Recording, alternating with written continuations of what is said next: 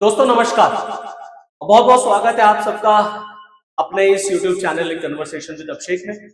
आप सब मेरे साथ जुड़े हैं इस YouTube चैनल के माध्यम से और आज के इस सेशन में हम लोग डिस्कस करेंगे उस एक न्यूज को लेकर के जहां पर 2 सालों के बाद, ठीक 2 साल के बाद, बांग्लादेश की former prime minister Sheikh Hasina एक बार मीडिया को एड्रेस करती है। लेकिन मीडिया को एड्रेस करते ही बांग्लादेश में एक बड़े फेमस क्रिकेटर हैं शकीबुल हसन, उनके ऊपर, उनके घर पर हमला हो जाता है। तो आइए चलिए इस पूरे इवेंट को समझने की और डिकोड करने की कोशिश करते हैं। ठीक, आप मेरे पीछे ये इमेज देख सकते हैं। एक वर्चुअल कॉन्फ्रेंस के थ्रू शेख हसीना जो है वो वर्चुअल प्रेस कॉन्फ्रेंस के थ्रू जुड़ी थी, मीडिया को एड्रेस कर रही थी, बांग्लादेश में बैठे अपने लोगों को एड्रेस कर रही थी, अपने देश को एड्रेस कर रही थी और बोलते बोलते वो बड़ी भावुक हो गई, इमोशनल हो गई, रोने तक लग गई। और इस पूरे वर्चुअल कॉन्फ्रेंस में अगर आप देखेंगे तो बांग्लादेश के बड़े फेमस क्रिकेटर शकीबुल हसन भी उनके साथ जुड़े थे और सिक्योरिटी रीजंस की वजह से उनका कैमरा जो था वो ऑफ था।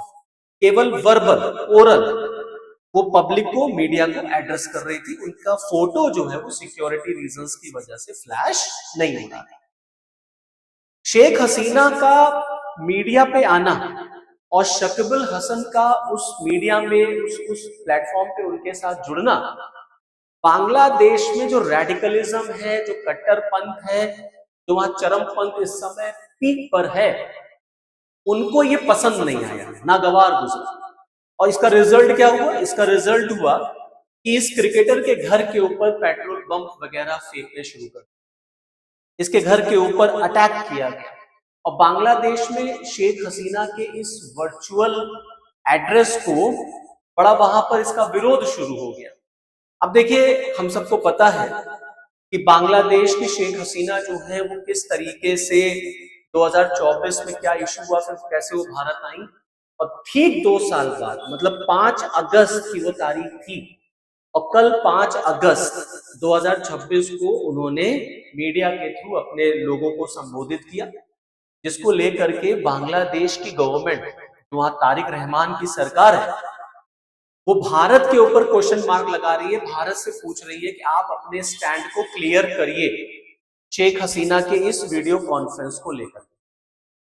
इस पूरे कॉन्फ्रेंस को अगर हम देखेंगे तो उसमें एक चीज क्लियर हो गई, उन्होंने अपनी जो मंशा है, अपनी जो उनकी इच्छा है, उसको उन्होंने जाहिर किया है और उन्होंने कहा है कि वो दिसंबर में बांग्लादेश जाना चाहेंगी, फिर चाहे मेरी जान ही क्यों ना ले। मतलब उन्होंने कहा कि मुझे अपनी जान की कोई परवाह नहीं है, मैं कुर्बानी देने को तैयार हूं। ये मुझे पता है कि जब मैं बांग्लादेश जाऊंगी तो मुझे फांसी मिल सकती है, ऑलरेडी मैं कन्विक्टेड हूं, मेरे साथ मतलब सब कुछ हो सकता है, बहुत बुरा हो सकता है, लेकिन मुझे उसकी परवाह नहीं, क्योंकि मुझे बांग्लादेश को बचाना है, वहां के लोगों को बचाना है।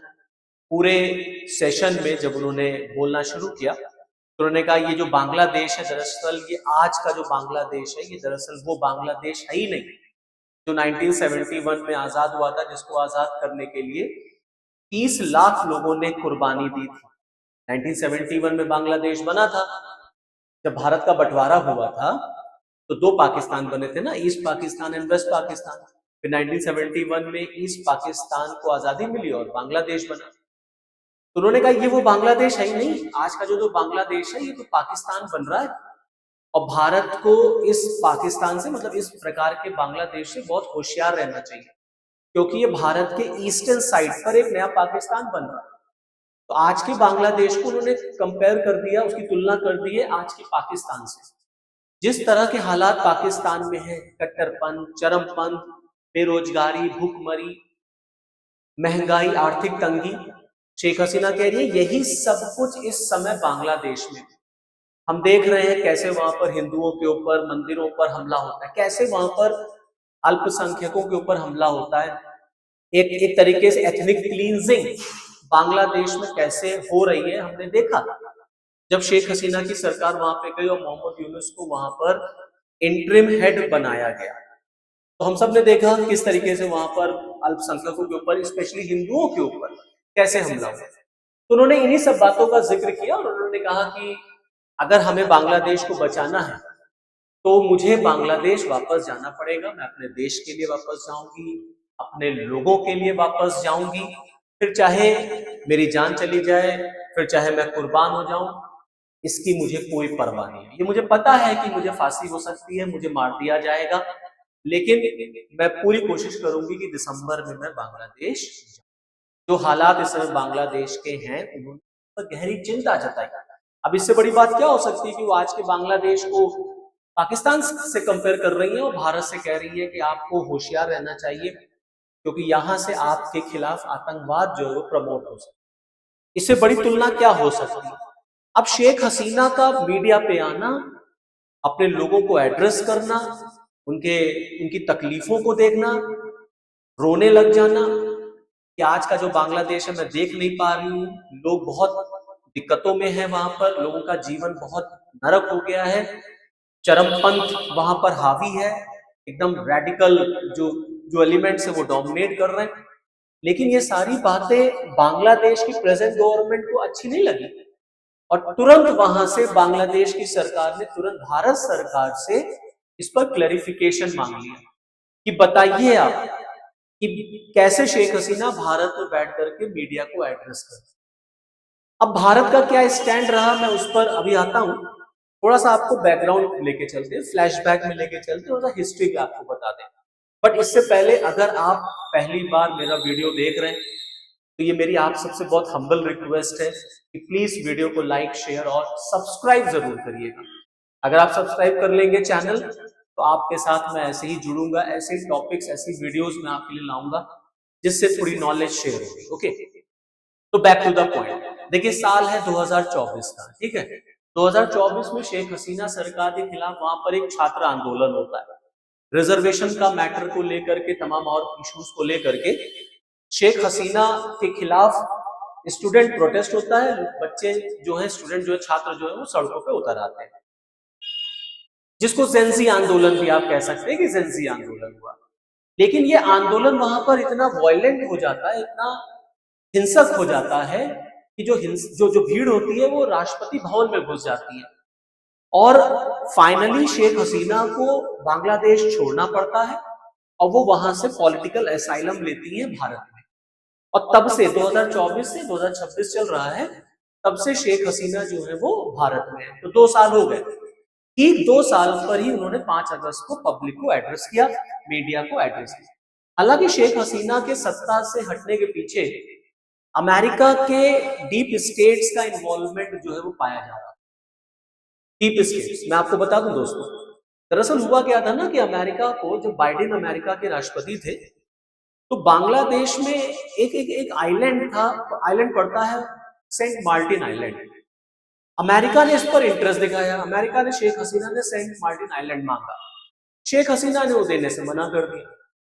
माना जाता है अमेरिका का पूरा डीप स्टेट बस उसके पीछे पड़ गया कि अब किसी तरीके से शेख हसीना को सत्ता से हटाना है, और पूरी फंडिंग, पूरा पैसा वैसा सब कुछ आया और फिर शेख हसीना हटती है, मोहम्मद यूनुस वहां के इंटरिम हेड बनते हैं। फिर उसके बाद बांग्लादेश में इलेक्शंस होते हैं और तारिक रहमान इस समय बांग्लादेश के प्राइम मिनिस्टर हैं, हम सब जान ही रहे, देखिए। तो कुछ इस तरीके के हालात बांग्लादेश में रहे।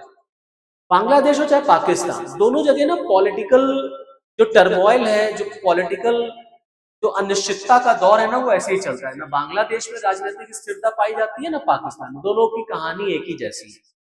भारत के पॉइंट ऑफ व्यू से शेख हसीना अगर बांग्लादेश में प्राइम मिनिस्टर रहती है तो वो ठीक रहता है। अब देखिए, जब शेख हसीना मीडिया के सामने आई, मीडिया पर आई, तो बांग्लादेश की सरकार ने भारत से पूछ लिया, तो भारत सरकार की तरफ से, हमारे विदेश मंत्रालय की तरफ से क्लेरिफिकेशन आ गया।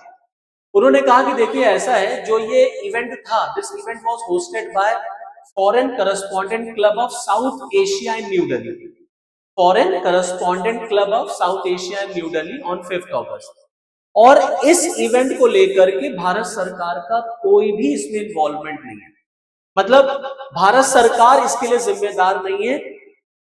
बांग्लादेश जो इंडिया के ऊपर आरोप लगा रहा है वो सरासर गलत है, इसमें भारत का कोई भी हाथ नहीं है, क्योंकि ये एक फॉरेन करस्पॉन्डेंट क्लब की तरफ से ऑर्गेनाइज हुआ था। शेख हसीना वहां जाकर के मिलती हैं, वहां पर वो पब्लिक को एड्रेस करती है, इतनी सी बात है। अब अगर देखें शेख हसीना अगर दिसंबर में जाती है, पहले तो ये है कि जाती है कि नहीं जाती, उन्होंने अपनी मंशा जाहिर की है, मैं अपने देश अपने वतन लौटना चाहती हूँ, हर कोई चाहता है अपने वतन लौटना।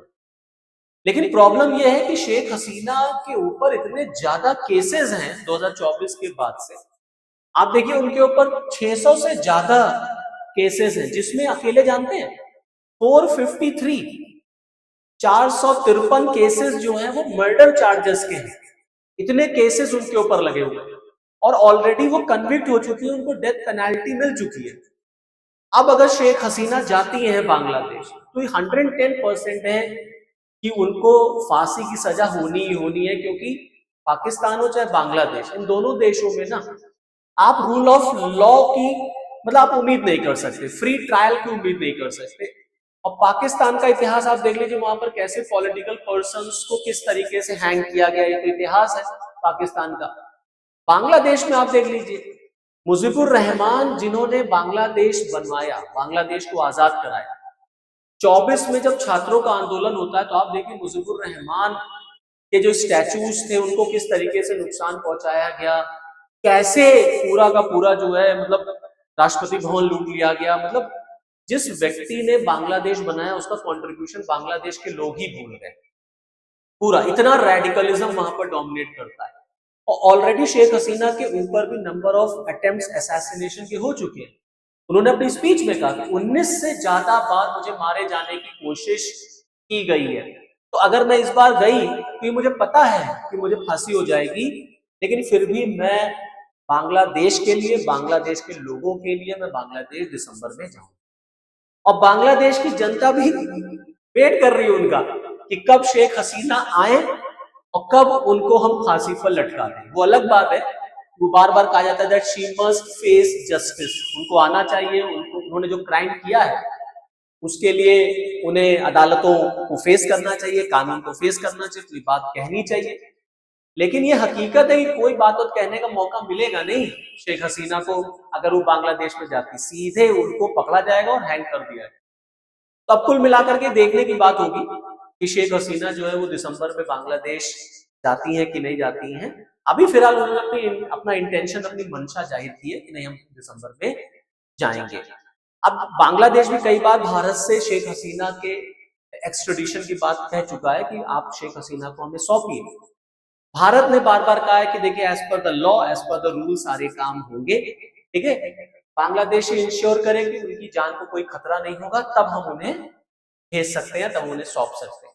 लेकिन अब इस बात की श्योरिटी कैसे बांग्लादेश दे देगा, क्योंकि जिस तरीके से वहां पर लोग हैं और जिस तरीके से वहां चरमपंथ हावी है, वो कुछ भी कर सकते हैं।